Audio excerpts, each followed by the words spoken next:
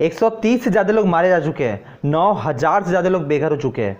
मणिपुर जल रहा है और रोते हुए बच्चों की चीखों से मणिपुर की घाटियां गूंज रही है। मैरी कॉम हमारी चैंपियन बॉक्सर ने मोदी जी से मदद मांगी है। यहाँ आर्मी डिप्लॉय हो चुकी है और एक्सट्रीम केसेस में आर्मी को शूट एट साइट का ऑर्डर जारी है। भारत के एक हिस्से जलता हुआ देख बुरा सभी को लग रहा है, पर हमारे लिए जानना जरूरी है कि ऐसा हो क्यों रहा है, आखिर रीज़न क्या है और डिफरेंट नज़रिए क्या है। हमारी कोशिश अगर आपको पसंद आए तो चैनल को सब्सक्राइब जरूर करना। आपके सब्सक्राइब करने से मेरी ज़िंदगी में बहुत बड़ा बदलाव आ सकता है। ये मणिपुर है, नॉर्थ ईस्ट की 7 सिस्टर में से एक राज्य म्यांमार के साथ अपना बॉर्डर शेयर करता है। मणिपुर यहाँ 2 रीजन्स हैं, जहाँ 90% लैंड हिल रीजन्स में आती है। यही हिल रीजन में मणिपुर की नागा और कुकी ट्राइब्स रहती है, जिनकी पॉपुलेशन 35% है और ये ट्राइब्स मोस्टली क्रिश्चियन है। वहीं दूसरी तरफ 65% पॉपुलेशन है मेतीस की, जिसमें हिंदू और मुस्लिम शामिल है और ये 65% पॉपुलेशन 10% वाली ज़मीन पर है और ये ग्रुप्स अपने अपने लिए डिफरेंट चीज़ें चाहती है।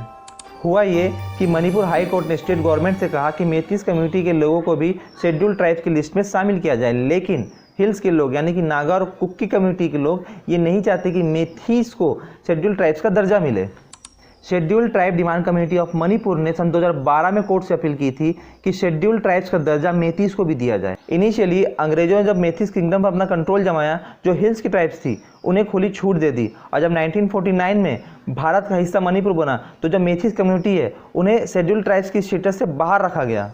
क्या जब अप्रैल में मणिपुर हाई कोर्ट ने मेथिस कम्युनिटी के पक्ष में स्टेट गवर्नमेंट को फैसला सुनाया था तो मेथिस कम्युनिटी को अगले दिन से शेड्यूल्ड ट्राइब्स होने का स्टेटस मिल जाता? जवाब है नहीं, जिसका प्रॉपर स्टेप है और वो पहले से ही वेल डिफाइंड है। जिसका पहला स्टेप है कि एक स्टेट या union territory tribal affair minister को office of the registrar general of India को एक प्रपोजल भेजती है। अगर ORGI ने इस इंक्लूजन को अप्रूव किया तो ये proposal national commission of scheduled tribes तक पहुंचता है। अगर उन्होंने ये प्रपोजल अप्रूव किया तो कॉन्स्टिट्यूशन में एक अमेंडमेंट के थ्रू शेड्यूल्ड ट्राइब लिस्ट को मॉडिफाई किया जाता है। इतने सारे स्टेप्स पार करने पड़ते हैं किसी कम्युनिटी को शेड्यूल्ड ट्राइब्स की लिस्ट में शामिल होने के लिए, और ये मेथी कम्युनिटी अभी फर्स्ट स्टेज में ही था। मणिपुर हाई कोर्ट ने सिर्फ एक सजेशन दी थी, वो भी 2012 में सबमिट की गई पिटीशन के अगेंस्ट 2023 में। तो अभी कितना समय लगने वाला था मेथिस कम्युनिटी को शेड्यूल्ड ट्राइब्स की लिस्ट में शामिल होने के लिए, और इसे इजीली चैलेंज किया जा सकता था सुप्रीम कोर्ट में। फिर इतना वायलेंस क्यों? इसे समझने से पहले हमें दोनों पक्षों की बातों को समझना बहुत जरूरी है। मेथिस आखिर शेड्यूल्ड ट्राइब्स होने की मांग क्यों कर रहे हैं? मेथिस कम्युनिटी का कहना है कि भारत में बांग्लादेश और म्यांमार इन दोनों देशों से इलीगल इमिग्रेंट आते हैं और ये इलीगल इमिग्रेंट नॉर्थ ईस्ट में सेटल होते हैं। मेथिस कम्युनिटी का लैंड छीन लेते हैं और उनके जॉब ले लेते हैं।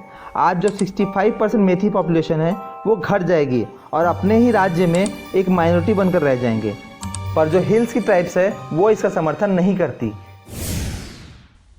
नागा और कुकीज का कहना है कि जो मेथिस पहले से ही पावरफुल है, वेल एजुकेटेड है, कनेक्टेड है, जो लेजिस्लेटिव असेंबली में 60% सीट शेयर करता है, उन्हें अगर शेड्यूल्ड ट्राइब्स होने का स्टेटस मिल गया तो जो हिल्स के लोग हैं उनकी इकोनॉमिक और पॉलिटिकल पावर कम हो जाएगी। मेथिस कम्युनिटी ऑलरेडी उनके साथ डिस्क्रिमिनेशन करती है, उन्हें इलीगल इमिग्रेंट बताती है, कल्चरल डिफरेंस के कारण क्लैशेस होते रहते हैं, और अगर मेथिस को शेड्यूल्ड ट्राइब्स का स्टेटस मिल गया तो हिली एरिया में भी उनका डोमिनेंस बढ़ता जाएगा। वहाँ से भी कुकी और नागा ट्राइब्स को हटा देंगे। मणिपुर की गवर्नमेंट ने फरवरी में एक फैसला लिया कि वो मणिपुर के फॉरेस्ट को प्रोटेक्ट करना चाहती है, जिसके लिए उन्हें कुछ गांव वालों को उनके घर से निकालना पड़ा। ये थे चूराचंद्रपुर डिस्ट्रिक्ट के सोंगजांग गांव के निवासी। गांव वालों का कहना है कि उन्हें बिना किसी वार्निंग के बाहर निकाल दिया गया। मणिपुर में गवर्नमेंट बीजेपी की है। बीजेपी की समर्थक पार्टी कुकी पीपल अलायंस ने भी इसका आलोचना किया है। अब ये जो गांव वाले थे कुकी एथनिक ग्रुप से थे, वही एथनिक ग्रुप जो हिल्स में रहती है। उन्होंने कहा कि बीजेपी सरकार का ये फैसला उनके पूरे ट्राइब्स के खिलाफ है, और इसी वजह से मार्च में कई ट्राइबल्स ने पीसफुल प्रोटेस्ट किया सरकार के इस निर्णय के खिलाफ। लेकिन सरकार ने कहा कि इनका ये प्रोटेस्ट भी अनकॉन्स्टिट्यूशनल है और कई गाँव वाले जंगल की ज़मीन को ड्रग बिजनेस के लिए यूज़ कर रहे हैं। सरकार ने लैंड सर्वे में 3 डिस्ट्रिक्ट की बात की थी, जिसमें एक डिस्ट्रिक्ट था चूराचंद्रपुर डिस्ट्रिक्ट, जिसके बाद कुछ ट्राइबल लीडर ने 8 घंटे का शटडाउन घोषित किया था। इस शटडाउन से पहले मणिपुर चीफ मिनिस्टर बीरेन सिंह एक जिम इनॉग्रेशन करने जा रहे थे और एक रैली करने वाले थे, पर कई प्रोटेस्टर ने इस जिम को तोड़ दिया। पुलिस और प्रोटेस्टर के बीच हाथापाई हुई और इस हादसे के बाद मणिपुर के कई इलाकों में सेक्शन 144 लगा दिया गया और इंटरनेट सर्विस को बंद कर दिया गया। इसी बीच एक tribal organization all tribal student union of Manipur high court decision के अगेंस्ट एक मार्च निकालती है और इस मार्च को वायलेंस बदलते समय नहीं लगता। ट्राइबल और मेथिस कम्युनिटी के लोग एक दूसरे के घर, वर्क स्पेस और दुकानों को जाने लगते हैं। वायलेंस के पहले ही दिन 20 से ज़्यादा घरों को जला दिया गया था। अगले दिन 4 मई को वायलेंस कंट्रोल करने के लिए पुलिस प्रशासन को टीयर गैस का इस्तेमाल करना पड़ता है। इसी बीच स्टेट सेक्रेटरीट से आ रहे एमएलए वॉन अगेन वाल्दे के ऊपर अटैक हो जाता है। उनके एक साथी की डेथ हो जाती है। 8 मई तक 1800 से ज़्यादा घरों को जला दिया गया था और 80 से ज़्यादा लोग मारे जा चुके थे।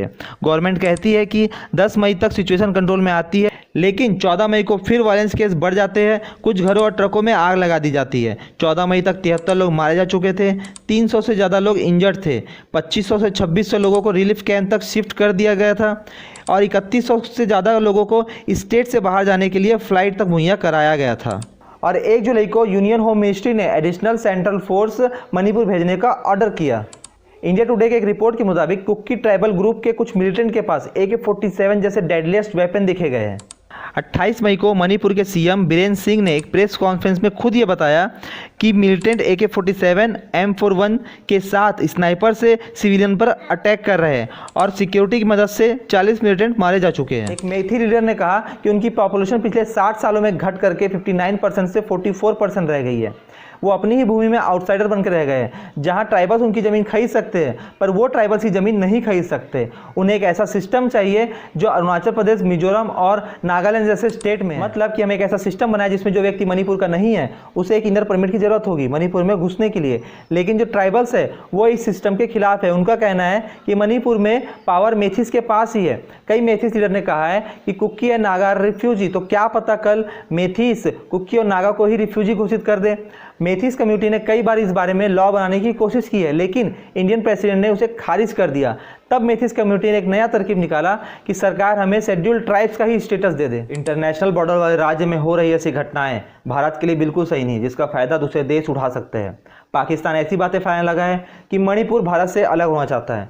किसी भी समस्या का समाधान पीसफुली निकाला जा सकता है, प्रोटेस्ट पीसफुली किए जा सकते हैं और अंत में न्यायालय का दरवाज़ा हमेशा खुला है। संविधान सभी के लिए है। लोगों का खून बहाने, किसी का घर जलाने या राष्ट्रीय संपत्ति को नुकसान पहुंचाने से केवल और केवल आतंक बढ़ता है, किसी समस्या का समाधान नहीं निकलता। इस वीडियो को बनाने के लिए न्यूज़ आर्टिकल का इस्तेमाल किया गया है। जानकारी न्यूज़ आर्टिकल से ली गई है। वीडियो अगर पसंद आया हो तो वीडियो को लाइक करना और चैनल को सब्सक्राइब करना।